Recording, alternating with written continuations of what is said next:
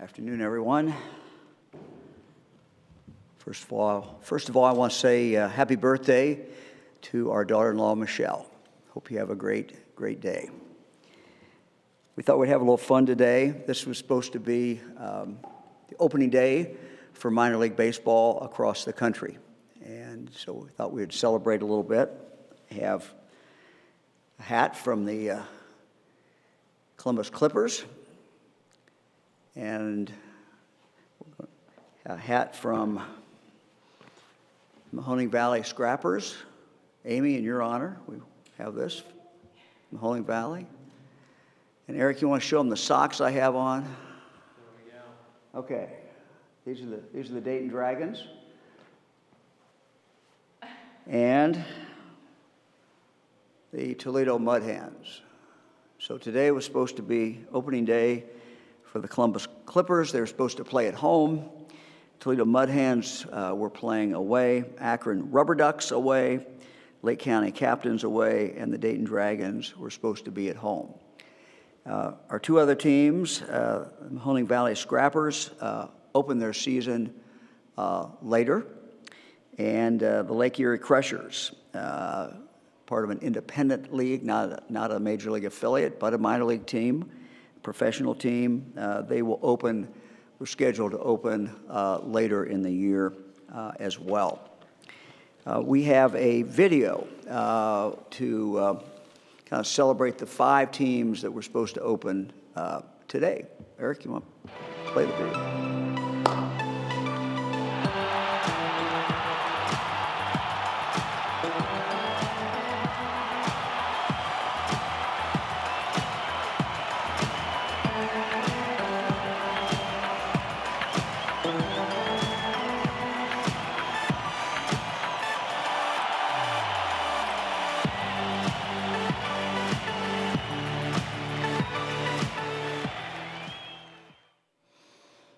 So we play all that to remind us that baseball will come back and things will get better. I want to give a little update. We've done this a number of times, but we'll continue to do this, and that is how we're coming in dealing with getting together PPE, the personal protection equipment, for our hospital personnel, doctors, nurses, everyone who's working in nursing homes, first responders, and we still have the challenge that we do not have enough of these, but we continue to work on that, trying to procure some, but also we're in the process of having some of these made. Our summary really is that it's our obligation to protect our protectors, people who are protecting us. We're going to try to buy it, but if we can't buy it, we're figuring out how to rework our manufacturing supply chain in Ohio to make it. So let me give you a little update. I'm pleased to report that through the Ohio Manufacturing Alliance, 19 manufacturers have partnered with 3 hospital groups to begin large-scale production of face shields. With the specifications from our hospital partners, the Manufacturing Advocacy and Growth Network, Magnet, developed the prototype. We're particularly excited our team is making the kind of face shields that can be sterilized at the hospitals and reused. They have moved from prototype to production in just 2 weeks. The Alliance identified the supply chain partners from the companies that registered on the website that we announced just last week. They found die cutters, injection molders, elastic band cutters, plastic suppliers, and assemblers to help all of this come together. These are companies that normally make products ranging from toys to engine parts. Our partners at Jobs Ohio helped secure the raw materials that were needed. These are true partnerships.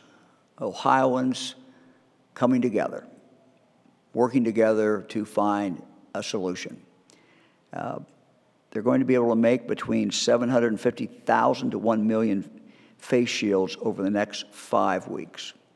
Once assembled, they will be delivered to the Ohio Department of Health They'll be inventoried, and then they will go out and be distributed across the state of Ohio. The purpose is not for us to hold them. The purpose is to get them out, and we intend to do that. So I want to thank the Alliance partners and participating companies that have come together to make this happen. I think we've got, I'm going to show a list on here of the different companies that are doing this.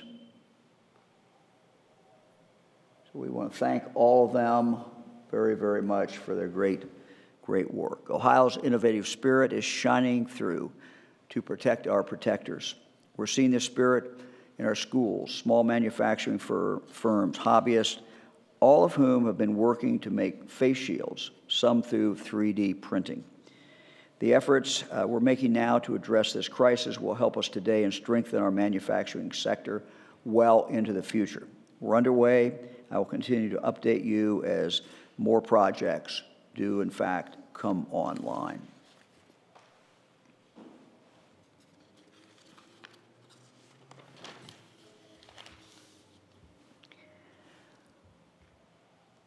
A lot of discussion, I know, not just in Ohio, but across the country, about modeling, about changing estimates of where we are.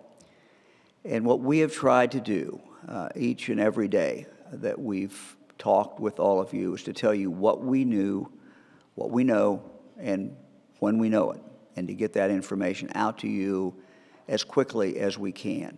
And that's what we have been doing. We've had, I know, some questions.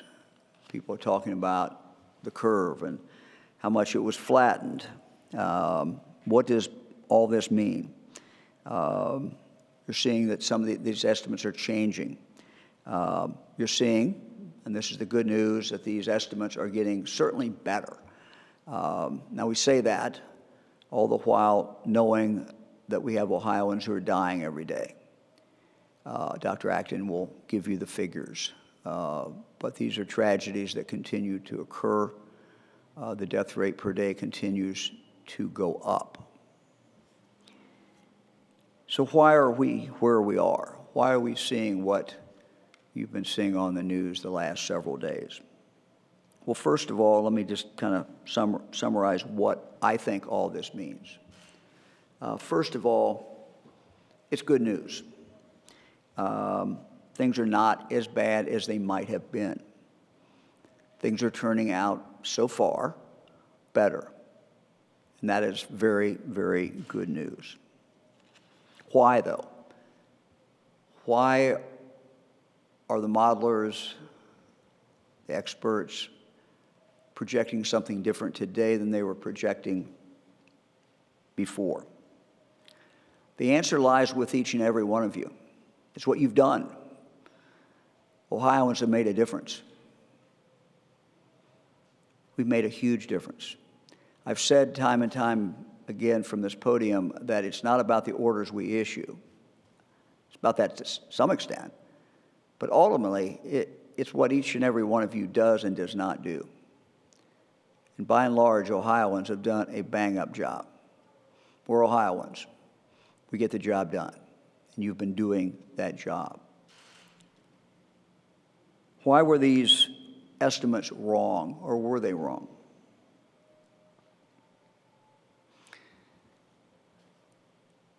When these models were put together, no one knew for sure, because it hadn't happened, what Ohioans would do in regard to social distancing and keeping apart and staying at home. And quite candidly, the modelers didn't think we were going to do as good a job as we did. They didn't think Ohioans would do this. They thought we'd do it some, and so they had one level of compliance that they thought. We did a lot better. Now, I think I've told you this before, I'm a fan of the Back to the Future movies, Michael J. Fox. Still like to watch them. But if you recall, in those movies, there sometimes is an alternative future. If you go down one track, you go here, and things happen. You make a separate decision here, and you go down a different track. And as I recall, the movies, one of the tracks was usually a good track, and the other one was a bad track. And that's based upon what we do. And so we've hit a home run. We've done a great job. So is it time to celebrate? No. The game is not over. In the rosy scenario, the optimistic projections that you've seen in the last several days are based upon a belief and a calculation that we will continue to do the social distancing in the immediate future at the same level and do the same good job as we've done up until now.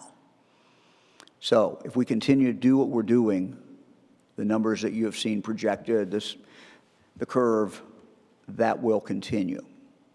If we let up, that will not continue. So these are not tools where you predict the future, but they're tools that, based upon certain facts, and if certain facts turn out that way, then those results will be fairly accurate. Where do we go from here? Let me just tell you that Lieutenant Governor, Dr. Acton, and our team, all the people that you never see out here, who work literally day and night to help us to get this right. All of them now are working not just on the closures. We've done those. We got to keep doing them. But we're all working very, very hard to set a path out for us about how we come out of this, how we get back to work, how we get back to living our lives the way we want to live our lives. As Lieutenant Governor said yesterday, we're not going to flip a switch. It's not going to happen overnight. But we're working on a fairly sophisticated plan. It's a plan based upon a number of different things. We're not going to lay that out today. It's not done. It is a work in progress, but it's coming along. And in the next week or so, we're going to share that plan with you, what we know about that plan, what we've laid out, and talk about where we go once this is over, where we go after we've achieved what we need to achieve. So we're in the middle of the ball game. It's not over. We're doing well. We have to continue to push on. But I wanted to give you an indication that we're working just as hard on how we come back from this as we were when we focused on stay-at-home orders, shutting down. But we need each and every one of you to continue to do what we have been doing. That's the only way we are going to get to the point where we can move forward. Every morning I get a series of numbers and reports. See how we're doing. The one I look at, or one of the ones I look at, is the hospitalizations. The deaths, Dr. Acton will talk to you about the death numbers again. They're going up per day. Every day there's more. They are a late indicator. There's a big lag time, as we know, between the time that someone gets this and the time that death occurs, if it occurs.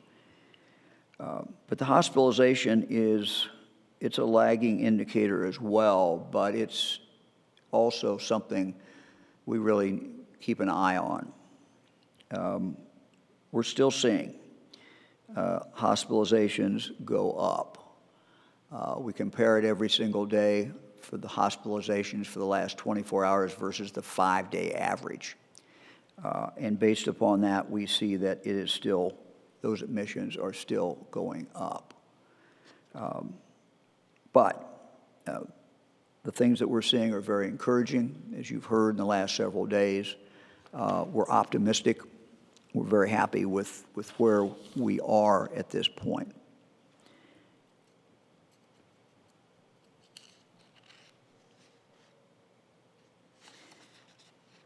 We'll be talking in the future about where we're going. The plan is in place. It's not in place yet, but we're trying to get it in place, and we're working very, very hard on it. And next week sometime, we'll be able to share that with you. Lieutenant Governor? Thank you very much, Governor. So a couple things today that I want to talk about. I want to start with a piece of good news because as the governor referenced, and Dr. Acton, when we talk about, we're talking about real people's lives here when we talk about the coronavirus, and we hear stories every day about people who are hospitalized, who are struggling, and some that don't make it. And the good news, I got a call on Tuesday from Dr. Dean Karakis from the Christ Hospital and Linder Research Center in Cincinnati. He actually sent me a text message and said they had this protocol, plasma protocol, for people who are most at risk for death. Allows them to identify those individuals earlier and then treat them earlier, which they believe will help save lives. But they needed FDA approval. We've been on the phone a lot with the FDA recently, developed some wonderful relationships there, and so we were able to get that in front of them. And I really appreciate the fact that at 10 o'clock last night, we got word that they have FDA approval for this plasma protocol. And now they are taking this statewide into to the hospitals across the state who are prepared to use this tool. And I mention this today because I want to thank the FDA. But also, it's Ohio's innovators. The governor talked about the people who were producing the personal protective equipment and the face shields and the like. But we also have some amazing medical innovators in this state. We all know that, but you're just seeing it, come along so quickly during this difficult time, and we know that this is going to save lives. And these are not statistics; they are real people who have families and who will have more hope now, thanks to the great research and work that happened with this endeavor. Also, spoke with or interacted with Secretary of State Frank LaRose and Democratic Party Chairman David Pepper today about voting. We all know that we're voting by mail right now. Hopefully we all know that. The election date, the date that they will count these mail-in ballots, is April the 28th. And your ballot has to be postmarked by April the 27th. Now, to make sure that everybody understands, there will not be any in-person voting other than for people with disabilities, which you have to contact your local Board of Elections and make those arrangements. But there will not be any in-person voting for the public in general.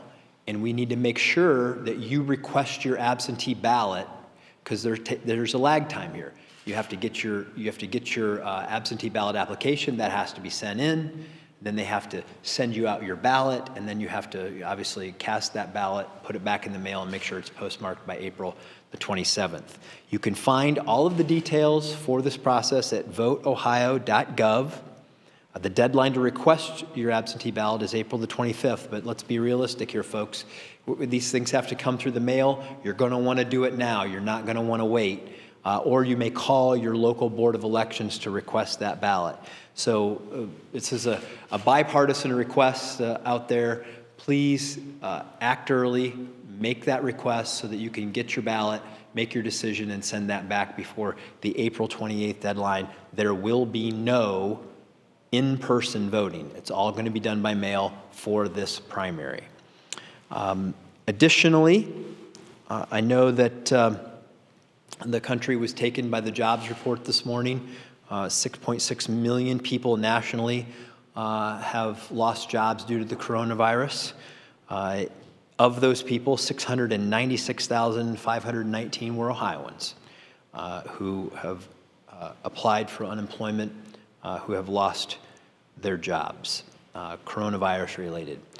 That's nearly twice as many in 3 weeks as we had in all of 2019. So you can see that there is just an enormous amount of activity and uncertainty that the Ohio Department of Job and Family Services is trying to help you address by getting you access to unemployment benefits. $132 million since this started has been sent out the door to 207,000 people who've applied. ODJFS informed me this morning they have expanded their capacity by 20 times in terms of just personnel. They have more than 1,000 people currently working to process these services, and in the coming days are going to add additional capacity to the website to continue to try to improve the way that they serve you.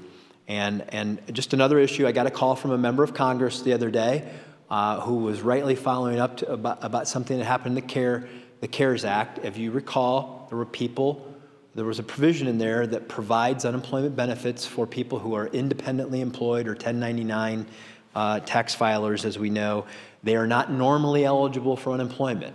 In the CARES Act, they made them eligible. However, there is no distribution system for you to even apply at this point in time for those resources. But Ohio is building one. We're building one very aggressively, enabling or working with people in the private sector who have skills in these kinds of areas with technology, building that platform. We expect that it will be up and running in probably mid-May, hopefully on the earlier side of that. But everybody's benefits will be backdated to the time that you were eligible. So know that is on its way, that they're building this capacity. No one is being forgotten. No one will be left behind. We will get this accomplished. And then 2 final points. Wi-Fi hotspots. I mentioned the fact that you may be working from home. You may have a student, and you may live somewhere where you don't have great internet access. You're maybe burning through your data. You'd like to have access to a Wi-Fi hotspot. We've upgraded the number of places where that is available. The information is available at coronavirus.ohio.gov, and it's under the tab that says Economic Resources for Individuals and Families. The libraries wanted us to remind you that even though they're closed, their parking lots are places that you can still go and have access to Wi-Fi in your local community. So that's an important thing for everyone to remember. Now, I saw a report earlier today about Singapore. Singapore is one of the countries that had an early coronavirus hit. But then they started to come back out of it, and now you're seeing that spike back up. They're having a second round of this happen, which makes me, I think makes us all very empathetic to what that country's going through, as we're going through many of the same things. But I am optimistic about what we're doing. I know the people who are working on the things that the governor outlined, how committed they are to finding a great strategy and a way forward. I have not been through this entire time more optimistic about that than I am today. And during this holy season, I was taken to Galatians 6:9. It says, "Let us not become weary in doing good, for at the proper time we will reap a harvest if we do not give up." And that's my prayer and plea today, that we not give up, that we stay the course, and that we will come out healthier, stronger, and better in the end. And thank you very much for all you're doing out there. Governor? Dr. Acton. Thank you, Governor. Good afternoon, everyone. We are going to start with some numbers today, and then we're going to do the first in a series. This is our first time doing this, where we're going to try to talk to some of the people out on the front lines. It's hard being here in the State House. We're observing very careful social distancing, and sometimes it's frustrating. In the beginning, we were able to have people come join us. So we're going to take the chance to take you out with us and talk to some of those first responders. But first, we'll start with the numbers today. Here in Ohio, we have 5,512 cases as of this morning. Now in 84 counties on record of our 88 counties in Ohio with cases. And we are now reporting that there are 213 deaths. And again, these deaths, next slide, are definitely, we're seeing this in all age ranges. We're definitely seeing people, very young people, hospitalized now in the ICU. I think the Lieutenant Governor made reference to the need for plasma and antibodies, which is a really great new tool in our tool chest, but really struggling hard to get that, knowing that there are some young people out there who could really use that. So we're doing everything we can to expedite the kinds of treatments and tools that we can put in place for our frontline providers. We do know that we have tested now 55,000 folks, but we really still are struggling with the lack of testing. We have some hope on that horizon. We have whole teams of folks working to expedite testing in the state, and particularly serologic testing. So hope on the horizon. The governor, Lieutenant Governor, and I will be talking a lot about our pathway forward out of this, and we'll have some good news to share in the coming week on that front. Again, ICU admissions still quite high, and hospitalizations. Next slide. This is a new slide today. In addition, we talk a lot about modeling, but there still are some very basic numbers that are a big part of something we need to see in order to know that we can start returning responsibly to recovery. And so today we're going to start some trend data for you. And we're looking here at cases. We've been averaging 364 new cases. Again, still tough numbers because we know we have limited testing. But in times to come, we'll track that number. Today we went up by 355. Any one day doesn't tell us a lot. We still get a lot of backlog testing in big clumps at times. But this gives us a sense of trends we can start to monitor as we look toward our recovery and going down the mountain, so to speak. And deaths, on average, we do about 22 deaths. I'm sorry, I said that backwards. We had a little above average number of cases. The 5-day death average was 22 deaths. We had 20 in the last 24 hours. 5-day hospitalization average at 121. The last 24 hours was 117 in hospitalizations. Talking to a lot of the hospital CEOs, they have seen that staying relatively steady. 5-day ICU admission average of 34, and we see that number at 25. So these are trends that we will be following. So I'd like to now introduce you to someone. Hello. Can you hear me, Dr. Armstrong? Yes, I can. Great. So Can you hear me okay? Yes, perfectly. And I just want to introduce everyone. This is Dr. Tony Armstrong. He is an OB/GYN in Toledo.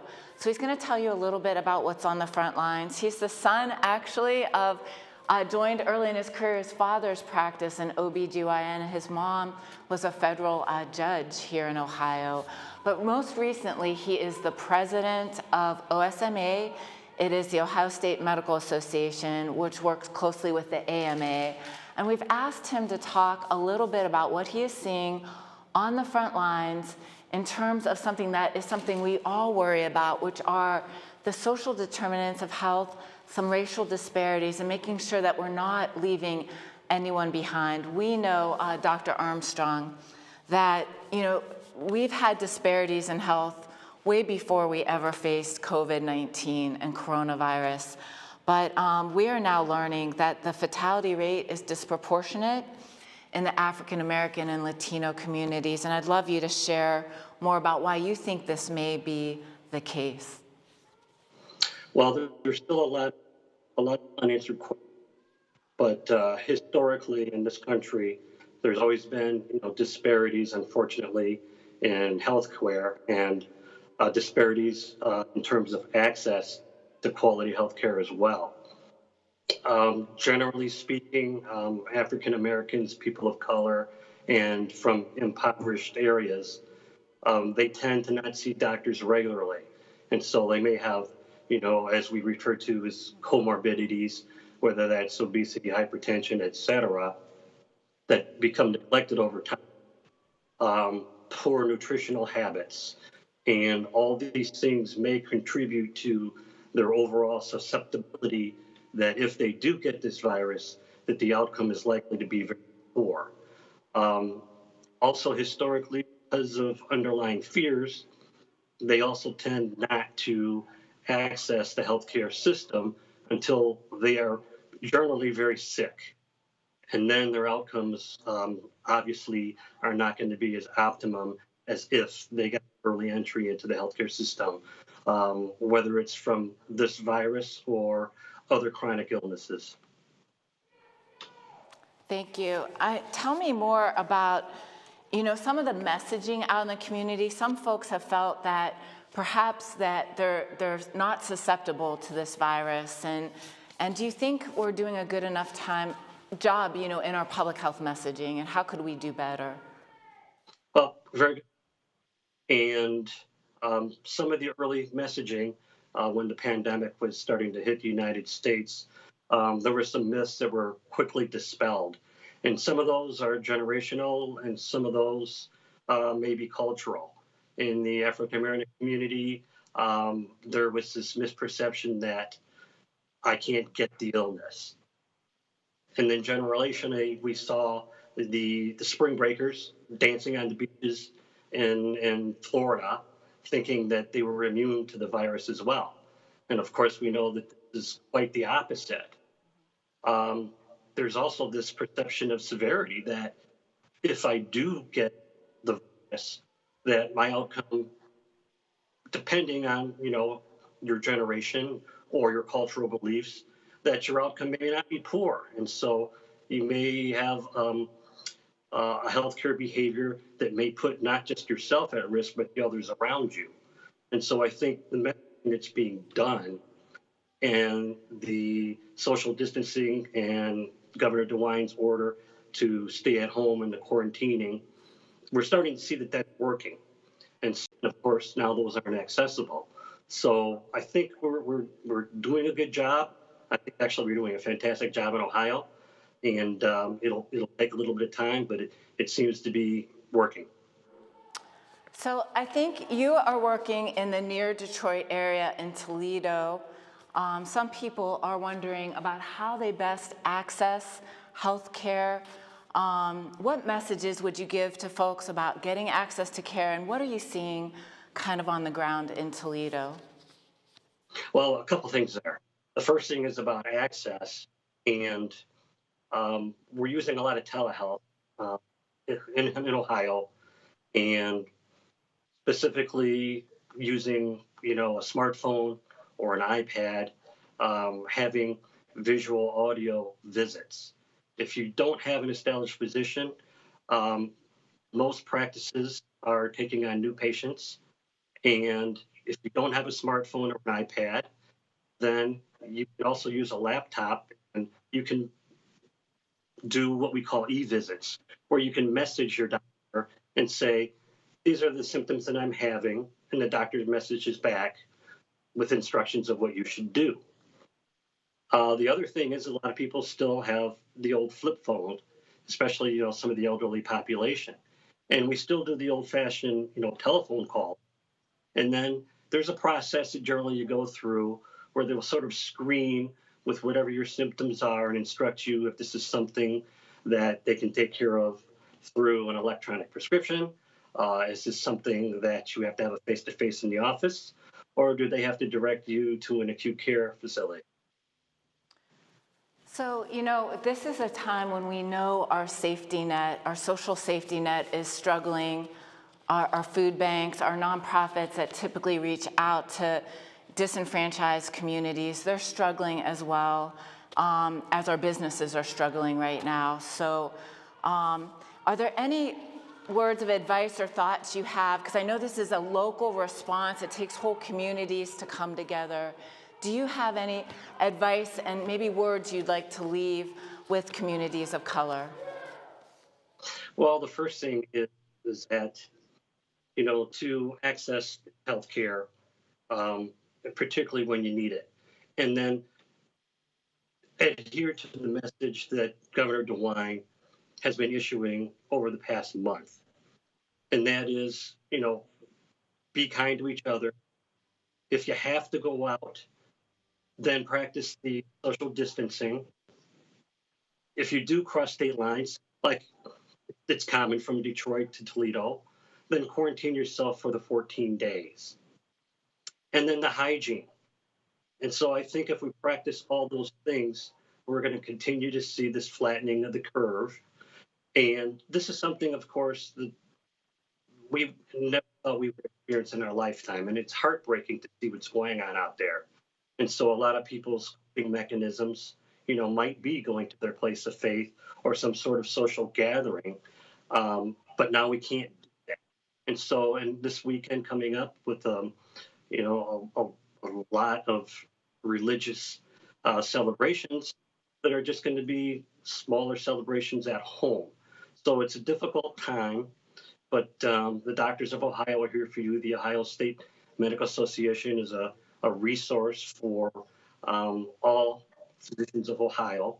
And I would like to personally and with the OSMA to commend, Governor DeWine, Lieutenant Governor Husted, and yourself, Dr. Acton, for what you've done. And, a shout out to my colleagues, to the nurses, of which one is my wife, and, to all the medical professionals and the support people who are out there on the front lines, and just to be safe, be healthy, and Ohio strong.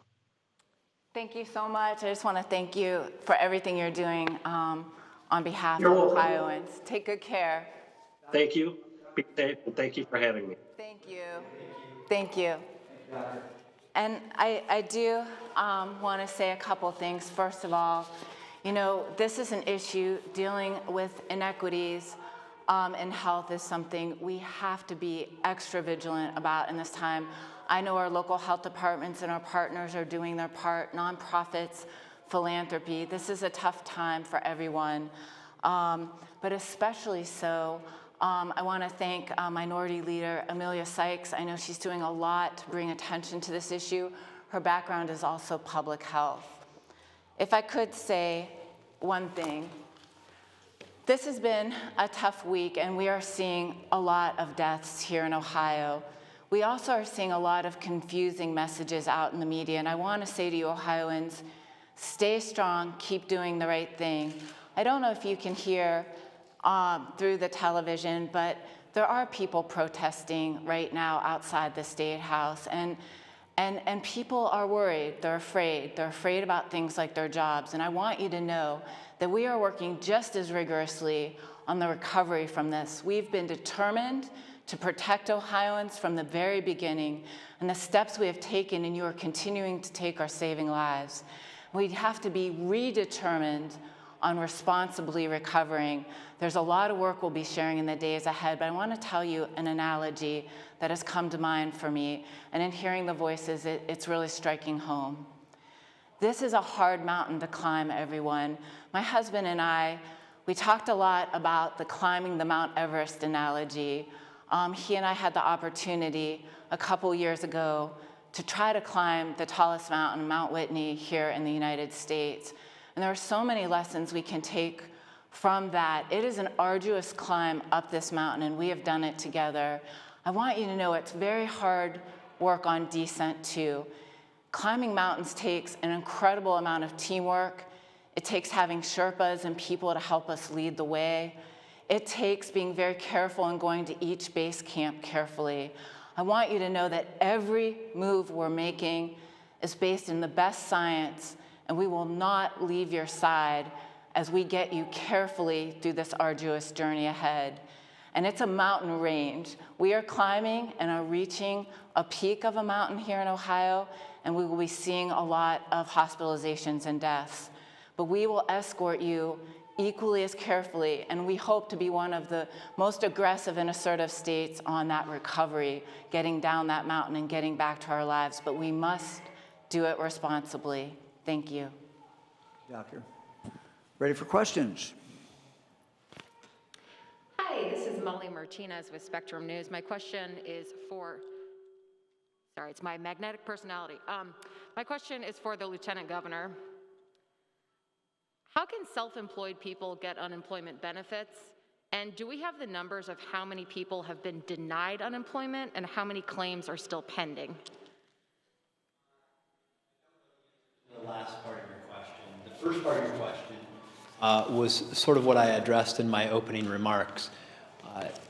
In the CARES Act, independently employed people, 1099 filers, are eligible. There was an appropriation in the federal bill to help support them. The challenge is that there was no system built for them to apply because they're not eligible in the current system.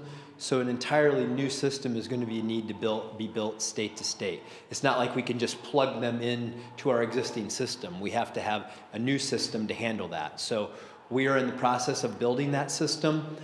Their eligibility will be backdated to the point that they were eligible, or I mean the funding they will receive will be backdated to the point they're eligible.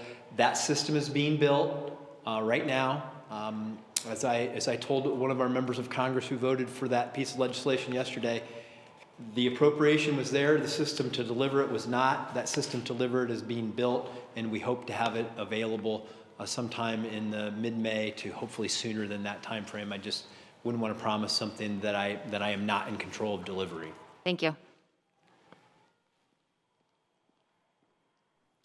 This is Laura Hancock with Cleveland.com. NPR and other media are reporting that federal funding for several dozen testing sites, COVID testing sites, is ending tomorrow, and I'm wondering how this is going to affect Ohio.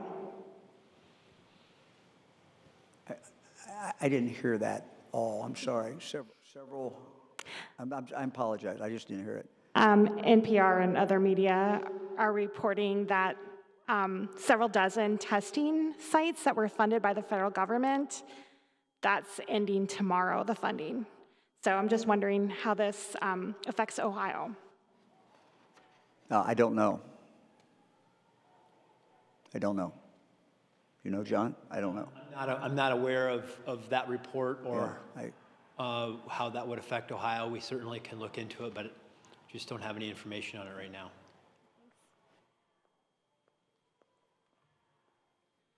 Hi, Lacey Chris from 10 TV. We still are getting a lot of emails into our newsroom about the unemployment benefits. Those people who are struggling to get through. We got an email from Alyssa, who is a single mother of 4, and she says she had a down payment for a house. She applied for benefits on the 21st, and she is still waiting to get a single check. We understand that you're hiring people, you're moving 1,000 people into those offices, but what do you say to those people who can't pay their bills, who are waiting on those unemployment checks? John, Yeah. John's been I working will- on this. let Let me start. Yeah.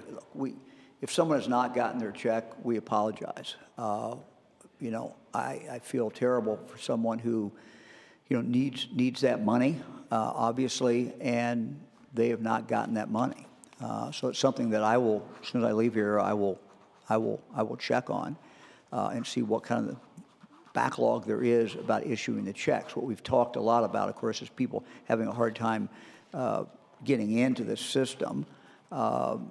We think that's pretty much cleared up. But as far as checks being delayed, I will check on that as soon as I leave here. Yeah, I can provide some data on that. First of all, understand how the unemployment system normally works. It's designed with checks and balances in there to make sure that the people who are applying are eligible, because understand that's an insurance program. So if somebody is taking out of it who shouldn't qualify, then they're essentially taking money away out of somebody else's pocket, so to speak. So that's why the system is designed with checks and balances, which means that it does take time to have people qualify. This is an extraordinary time, though. There's no doubt about that. We have tried to expedite those claims. Normally, I'm told that it takes 10 days, even under normal circumstances, for somebody to receive their first payment. Once they apply, it gets approved, that gets processed and gets out the door. In this particular circumstance, we have already sent out $132 million to 207,000 of those applicants. So the money is coming out the door. It's going fast. I've been watching the trends on this. it is, there's about $15 million a day going out right now, and it will continue to pick up as more and more of these folks get processed through the system. It wasn't until just a couple days ago that they actually caught up just on processing the claims, let alone getting them moved through the system. All of that is catching up. The team was not prepared for this. There's just no, just like the hospital system wasn't prepared for this, and the unemployment system was not prepared to deal with what it's dealing with right now. It's building out very fast as they're able to bring new people on, because this is not just simply filling out a form and you can just put anybody in there. The person that has to come in there and work and fill this out has to be trained. They have to know what the eligibility requirements are. They have to know how to process this through the system. So it's not an excuse, it's just an explanation about what it is, why it's happening at that pace. But to those families, I completely am empathetic to their situation, and I want them to know that if they qualify, they're going to get their money, and it's going to be backdated to the date that they were eligible. And we are pushing the system as fast as we can to get it turned around for them, because we know, just like every death, every unemployment claim is a real person with a real family who has real challenges, and we are trying to help them.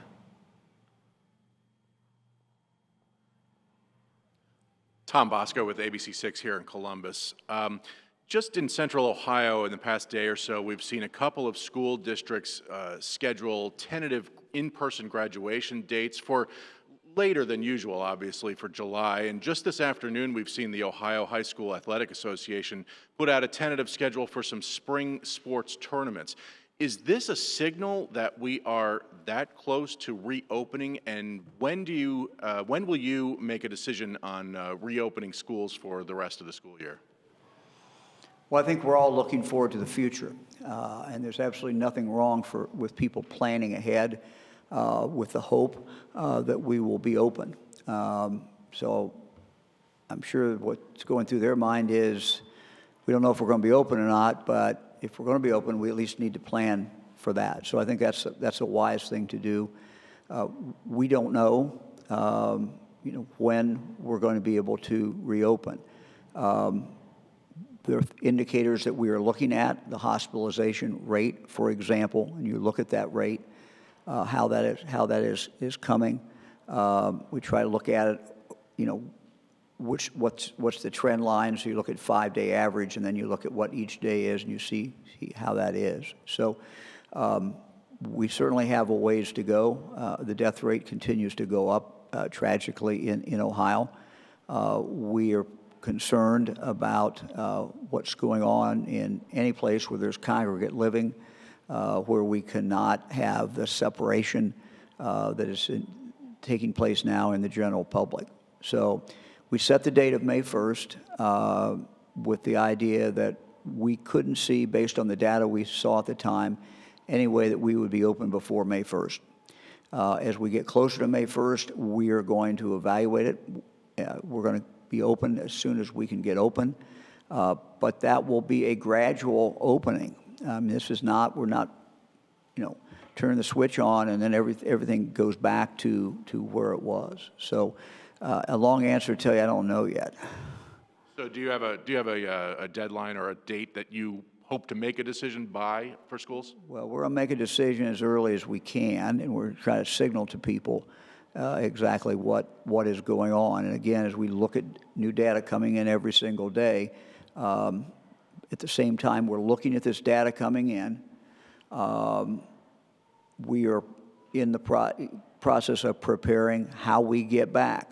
And we've said, a lot of this depends on what tools we have. And we're frantically trying to get these tools in. We're trying to get the personal protection equipment in. That's not only important for what we're into now and protecting everyone, it's important as we try to see how we could protect people as we would move out and as we would try to get back to normal, whether we have that. The testing that we have talked about, and you heard Lieutenant Governor Dr. Acton talk about today, how well that testing comes on and how fast it comes on is going to also influence when we can start back. So a lot of variables, a lot of things going on, and we're just going to have to see. Thanks. Hi, this is Jessie Bulmert with the Inquirer. I have a question about patients who are also healthcare workers. Do we know? I'm sorry, for what? Oh, I have a question about patients who are also healthcare workers. Sure. I guess, do we know if they're kind of spread out across the state or if there's any concentrations, or is there a reason why we haven't had data on like either a county or a hospital level about those individuals? I'm going to ask Dr. Acton if she knows. I don't know the answer. Thanks. Hi, Jesse. We've been reporting, I know, healthcare worker cases, and I'll look into at what level of granularity. I understand what you're asking there. And so we've been keeping track. Again, we know it's probably the tip of the iceberg, even amongst folks who are healthcare workers. Not everyone has been tested, especially in front lines on nursing homes. Some of the staff, once they know that there's infection there, some tests are reserved and they assume it clinically. Again, the frustration in all of this remains two things, really, nationwide and worldwide. The lack of protective gear. I mean, we talk about you can't do elective surgeries if you don't have the gear to gear up in, and we're saving the gear for everybody on the front line right now. It's very, very frustrating, I know, for everyone. And the testing, similarly, we are doing everything we can to use the tests, the few tests we have, as accurately as possible, but those numbers just aren't that revealing until we have more widespread testing. Just to piggyback off the governor, I do want to say we're going to give you an elaborate framework that's been developed around recovery.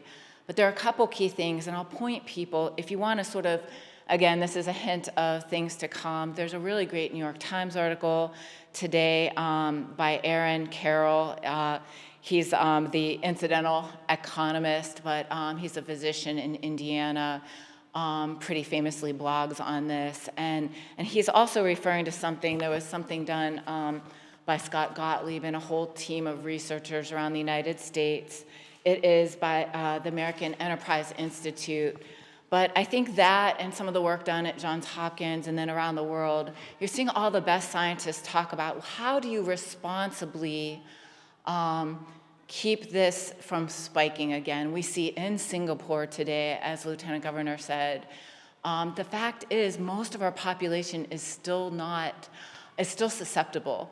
And we have no real idea of the prevalence of this infection yet. The good news is we have a lot of tools that we've put in place. The second we have those tests in our hand and some work we're going to be doing over the next few weeks to get at those numbers better. I think Ohio is going to have one of the best. It really is one of the best frameworks I've seen, but it's based on these concepts. It's based on having enough testing because we really need to be able, we want to know who's sick and we want to let the people who have recovered go back to their lives in a really responsible way. So that is so key. We need to have that PPE and the hospitals have full capacity. This whole time we have been rebuilding an unprecedented response and triage system so that no hospital in Ohio is overwhelmed, as we've seen some small hospitals become, and that our whole system could take on what's going to be an ongoing onslaught of patients with COVID. This isn't going to end, even when many of us return back to work, because our population is not immune and that there is no vaccine, people will still be sick. And so we need a healthcare system built up. We need a public health system built out more robustly so that we can really contact trace effectively. And finally, we really need to see these numbers show that we're on that downslope. We really need to see 14 days of decreased cases because it's in this very terrible virus that is like the ideal enemy of viruses, it's a long incubation period. So we'd really need to see sustained decreases at least 14 days out to know that we're really seeing a steady suppression. Here's another hint of the future.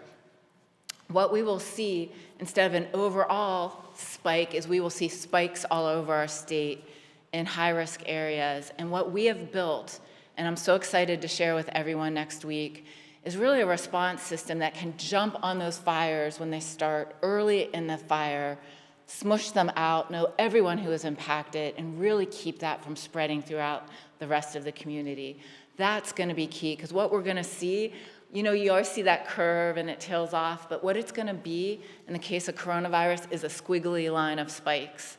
Not as spiky as the beginning spike, but what we'll see are these flare-ups all over the country and here in Ohio, and we want to be able to nip those in the bud when they happen. And then we'll also see sort of a gradual turning on of things, you know, a gradual responsible recovery. And economically, quite honestly, that's the case too. Even with none of these social distancing things, if all were removed, the economic recovery is still dealing with the fact that we have this deadly virus, which is taking people out of work. It's impacting families. It's impacting loved ones that people have to stay home with. So all of that has to be done well together. And the good news is Ohio does have a plan. It's nearing its final stages, but I think people will be very pleased with what they see. Thank you. Thank you.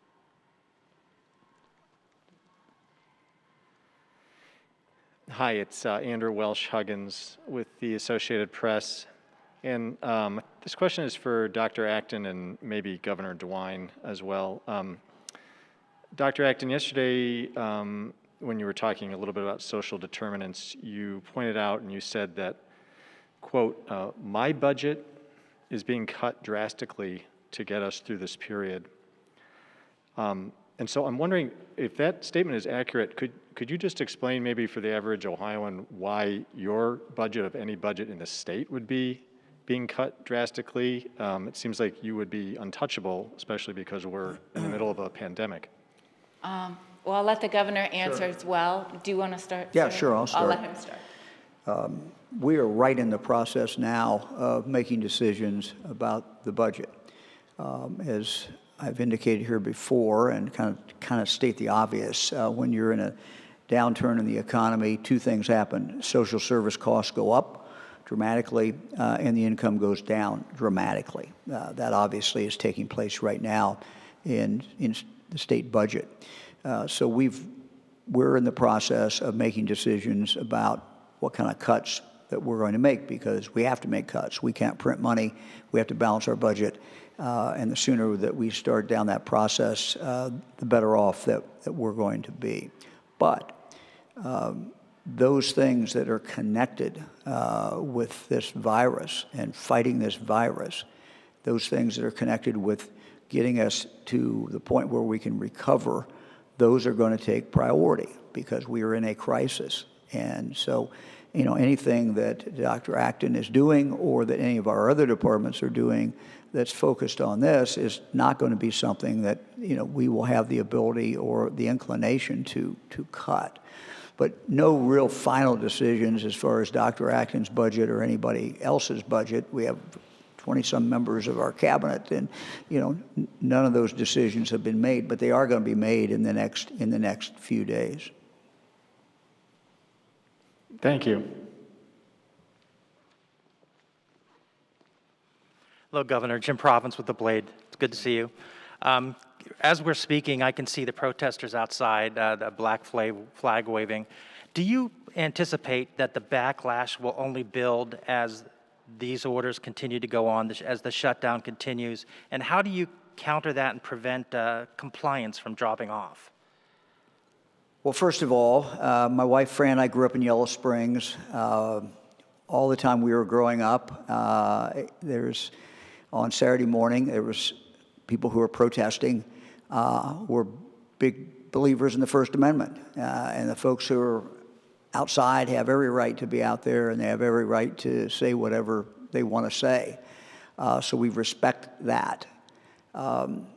My job, I think, is to communicate as honestly and as candidly as I can to the people of the state of Ohio. And I will guarantee you that, you know, we're not going to keep these orders on one day longer than we have to. And what I'm asking Ohioans to do is hang in there. All the evidence that we have indicates that if we don't hang in there, if we don't continue to do what we're doing, it's going to cost a lot of lives, and and it's going to delay our ability to economically recover. The last thing we need is this thing as I've likened this to a monster, and it's sort of on the floor, but it's still obviously claiming lives. We can't let it up, and we can't feed it. And the way you feed it is by coming out and exposing yourself and exposing other people. So I think that the people of the state of Ohio understand. They're as frustrated as I am. I don't like this any better than anybody else likes it. But I think the people of Ohio have a lot of good common sense, and I think they're looking at the facts. And my assurance to them today, we're not going to keep this on one day longer than we have to. Once we can start moving it out, we're going to do that. We're going to do it in an intelligent way that will enable us to get out of it, but also we're going to do everything we can so that we don't have a respike, so we don't have it coming back. And that's not going to be easy. It's not going to be easy because, as Dr. Acton just said, there's going to be a large number of us who have not contracted this virus. And the virus is still here. And so what that means is those of us who have not contracted this yet are going to have to be extremely careful.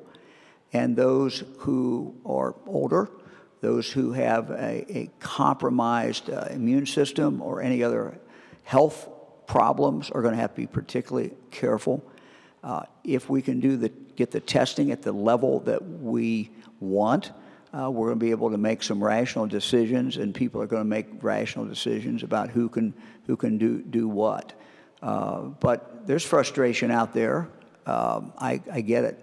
I'm frustrated as well. But we're Ohioans. We're tough. We got to hang in there, because if we don't, we're going to pay the price, and it's going to be a heavy, heavy toll. Is a large gathering like this, a protest like this, a violation of your public gathering order? We excluded in that order, people exercising their constitutional rights and the First Amendment particularly. I have no idea how large the crowd is because I have not walked outside. But I'm listening to them, as we all are, that they have every right to do that. We're not going to tell them they can't do that. I would just say to them, please be safe. Please stay away from each other. I know you're shouting, but don't shout on someone else. Try to get back a little bit, because it remains dangerous out there. Thank you. Good afternoon. I'm Ben Schwartz with WCPO in Cincinnati.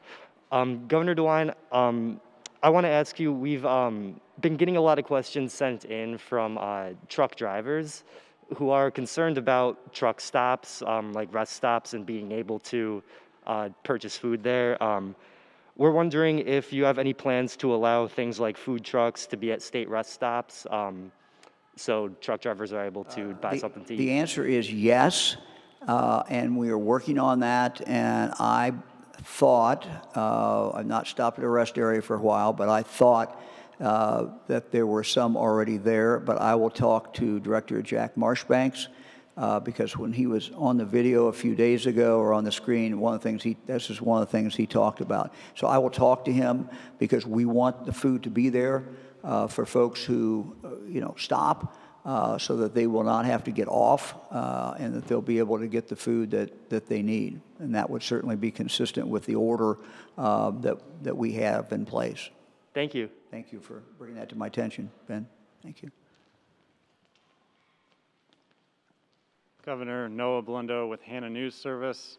I'm wondering if the decision on reopening schools is all or nothing for you, or if it's possible that regions or grade bands or schools of a certain population will be able to reopen earlier, or if it's going to be just a yes or no question for you. Well, I don't think anything's yes or no, and not anything is really determined. I mean, it's going to be based upon the facts. I mean, I wouldn't want people to come away from this 2 o'clock press conference and think that we're going to pick and choose, But if the facts would indicate that made sense, we might do that. I think that would be unlikely. I think, at least from what I know at this point, it would be an unlikely decision. Thank you.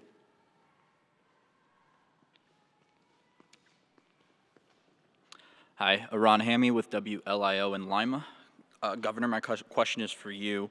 Looking at the new model, when we get to the back end of the curve here, have you given any thought to lifting those orders on a county-by-county basis, specifically those counties with significantly lower numbers in cases? Well, I'm going to let Dr. Acton, because she's the one that advises me. One of the challenges is that we don't have consistent testing.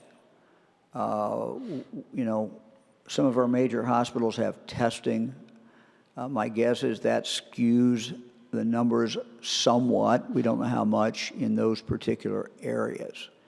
So we still have, I think Dr. Acton said, 4 counties that we don't have a positive in. I would be shocked if the virus is not in those 4 counties. But I'm going to let the doctor talk about that. Thank you. That is a great question, and it's something, you know, that we're really thinking less. It's less geographic, especially since we don't know the prevalence and don't have good data yet, and it will more likely be based on conditions and sorts of activities that are safer to get back to. But what I do think will happen is that more at the local level, we will see these outbreaks, but we'll also see quieting. And actually, one of the things we're working on is a sort of meter, sort of like TSA, where you have different levels of heightened security, that as we monitor the virus, once we can monitor the virus throughout Ohio, we could almost have heightened levels of where it is in communities and higher prevalence or not. And that could be very useful for you at home to make decisions about. I mean, we know we're going to be living for a long time with washing hands and distancing kinds of things to be safe. But eventually, when we have the kind of data we need, we'll be able to know a lot more subtlety at the local level. So I think that's a great question. And another part of what the science of what we're going to be doing, we're going to be doing actually a giant survey of Ohioans, which will take place actually in the next 2 weeks. So it will be very soon that we're going to start to get some data from people about what they've experienced, especially folks who maybe were sick and mild and stayed at home, and we don't have them in my data here. But when we have the blood test, and we think toward the end of this month, keep our fingers crossed, because nothing is, until you have it in your hands, I don't quite believe it these days until we have the test in hand. But we're going to be doing a sampling of 1,000 people in Ohio that are a representative sample of people, so we can see who might have even been asymptomatic and never known they had the virus. And from this kind of very detailed epidemiologic data, so no models, just real knowing from people on the ground, detective work, we'll be able to have a better sense of where we are with this virus in Ohio. And that will help us make better decisions. So it's a lot of things we're going to bring to bear as quickly as we can, as the governor said. And I just want to echo that sentiment he said so beautifully. You know, we don't want to. This is a painful time we are going through, and we are feeling every emotion. All of us have felt every emotion, from frustrating and maybe raising our voices in a meeting and feeling frustrated ourselves to despair at what we feel we've lost. And so, please keep bearing with us, because we really want to lead the way on doing this for Ohioans in the best way possible. Thank you. Lieutenant Governor does have some information on unemployment. I do have some updates on some of the unemployment issues that have been raised. I texted Director Kim Hall, and she said that they have caught up on all approved claims. So all claims that have been approved have been caught up either with a digital payment or a check that's been sent out. There are always some, though, that are more complex. Those who have mismatching Social Security numbers, missing documentation, multiple employers, eligibility issues, and And so those things, those claims that have those issues are still being processed, so they'll have to work with an individual. But she told me as of right now, everybody who has a claim that's been filed, that has been approved, those checks have gone out the door. So that's your update. I know that a lot of states are having these same issues, but at least on that piece, we have a bit of good news that they've caught up. Hi, everyone. Andy Chow with Ohio Public. Hi. Governor, I think I have you to thank. My wife just texted me and said that she bought 2 new Columbus Clippers hats, so I think that was from your advertisement. I was wondering if you've given any thought to, in other countries who are coming out of the peak and starting to reopen things, there are some countries that are actually using mobile apps to kind of help track things like that. Has Ohio given any thought to the idea of mobile apps? Yes. We certainly have when we're looking at any kind of technology, and the way we're going to get out of this is through technology. And I think one of the things that you're seeing as a direct result of this great tragedy is people are becoming more innovative, and you're seeing a lot of things that are being developed, and frankly, some of the things that are probably being developed we don't even know about yet. John, you want to add anything to that? Or? I can add, we actually had a call about that at noon today to talk about how we're going to align testing, so who's getting tested, and what those test results are, either that you have COVID or that you've recovered from it, and then how we can help those people by tracking them, taking that data, and then allowing them perhaps to move to the front of the line as far as getting back out into society if you already have the antibodies built up, or identifying and letting them know that if you don't have it, at the point a vaccine has developed, you would be one of the people who would be first in line to receive it. So there's a lot of benefits towards aligning your testing with your data sets and your tracking of that, and then delivering services or allowing people to re-enter into the economy a little bit sooner and safer. So that's how that all fits together, and Dr. Acton and I and our teams at the governor's direction are pulling all that together, and that will be part of that plan as we unveil it here in the coming days. Thank you. Thanks. Adrienne Robbins, NBC4, and my question's for Dr. Acton. Hi, Adrienne. Hi, Dr. Acton. Last night, we were on Ohio State's campus, and there was party after party outside, people enjoying the warm weather, obviously, but clearly not staying inside.